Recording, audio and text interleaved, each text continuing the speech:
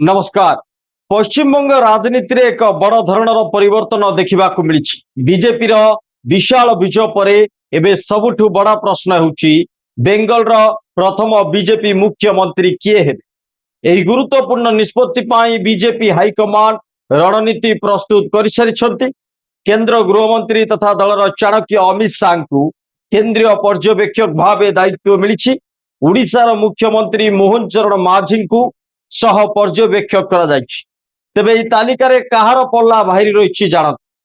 Bengal BJP रो poster boy Suvendu अधिकारी एबे मुख्यमंत्री दौड़े सबुठु आगरे रहिथिबा कुआ जाउछि। ममता बनर्जी को तांक गडरे चैलेंज दे शुभेंदु निजर शक्ति प्रमाणित करछंती। जणे जननेता भावे तांकर दक्षता एवं आक्रमणात्मक आभिमुख्य तांकु दलर प्रथम पसंद करि पारे। सेहीपरि बीजेपी को बेंगल गलिकंदी पहुंचाई पारे पूर्वतन राज्य सभापति दिलीप घोष को बड़ हाथ रही। आरएसएस तांकर घनिष्ठ संपर्क एवं टाणुआ सांगठनिक दक्षता तांकु ए दौड़े बजाय रखी। सेपटे वर्तमान राज्य सभापति श्रमिक भट्टाचार्य शालीनता एवं समस्त को साथी नहीं चलिबार शैली दलीय हाईकमांड को नजर रही। अन्यपटे बेंगल रे महिला भोटर को भूमिका अत्यंत गुरुत्वपूर्ण।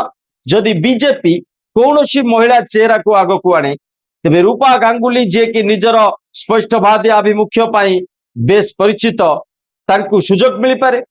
आसनसोल दक्षिण विजयी होइतिबा अग्निमित्रा पॉल को लोकप्रियता एवं दल प्रति थिबा निष्ठा मध्य तांको नाम को चर्चार परिसर को आनी। तेबे मध्य प्रदेश राजस्थान एवं उड़ीसा रे बीजेपी सबु बेले नुआ चेहरा चयन करी समस्त को चकित कर न्याय रे हुए तो कौन सी अप्रत्याशित नेता को मध्य मुख्यमंत्री चौकी मिल पारे। अमित शाह एवं मोहन माझी को जोड़ी एबे बेंगल मिशन रो अंतिम पर्याय रे अछंती।